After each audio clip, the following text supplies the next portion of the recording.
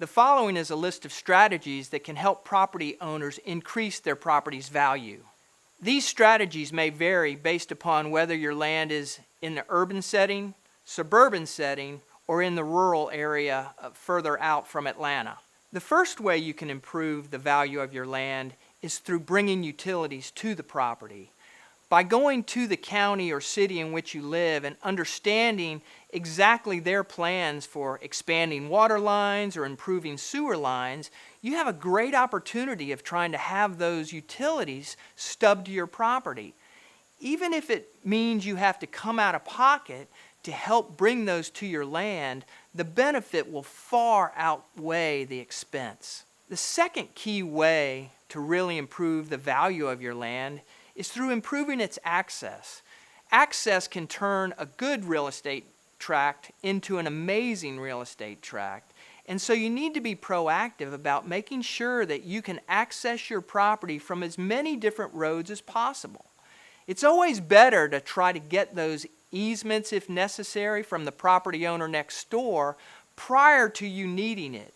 So if by chance your property doesn't have great access right now, start working on that now before that great opportunity presents itself, and get that in writing before the need arises. A third issue that plagues many properties is drainage. If your property has standing water on it, there's many ways that you can try to alleviate that standing water, either through drain tiles or putting in French drains. But trying to really minimize and get your property to properly drain is a key to making it as usable as possible. Point number 4.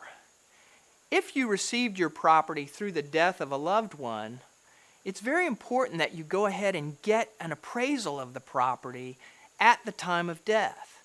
Now what that does is it now allows you to establish the cost basis of that property based upon the date of the death of the former owner.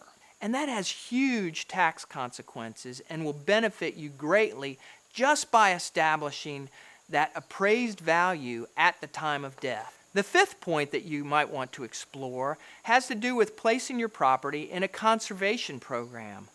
This would allow you to minimize the property taxes on the property to help you carry it. And if and when a developer comes along and is interested in acquiring it, normally you're able to get that developer to incur the costs of breaking that tax conservation.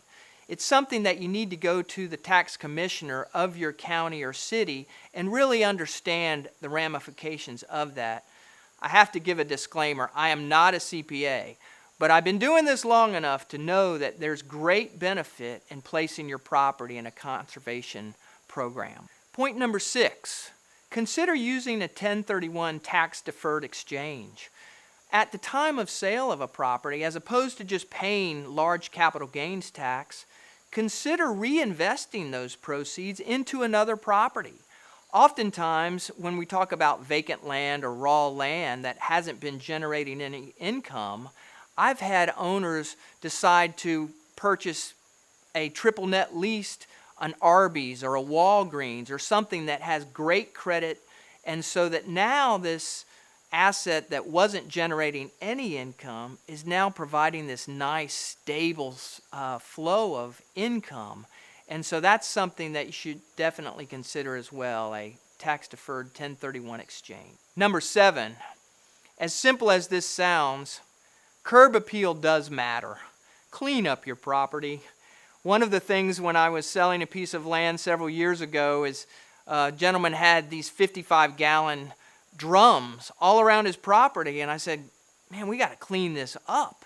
I mean, environmentally, the EPA and the whole environmental movement are hypersensitive about any kind of toxins, anything that could even be perceived as a threat to the environment. So really be sensitive about taking care of your property, really trying to eliminate any junk, any stuff that just takes away from the beauty of the land, but also could be a red flag for someone who is looking at your property. And number 8, you've got to get plugged into your local politics.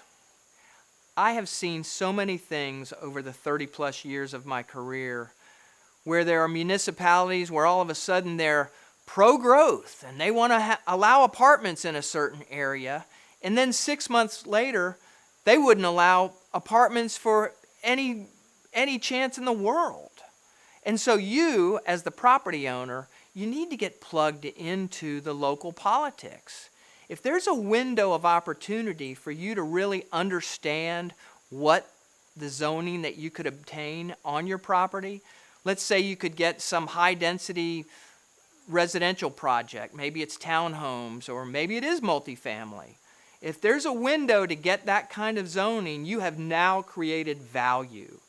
And I've seen it happen in Forsyth County where one moment you could get all kinds of zoning, the next moment the door shut and millions of dollars in value diminished. So you owe it to yourself and to your heirs to really get plugged in with the local politics to figure out what can be done with your property. Lastly, I've thrown a lot of things at you. If you would like us to help you try to figure some of this out, to use some of our contacts to figure out how we can help you, that's what we're here for.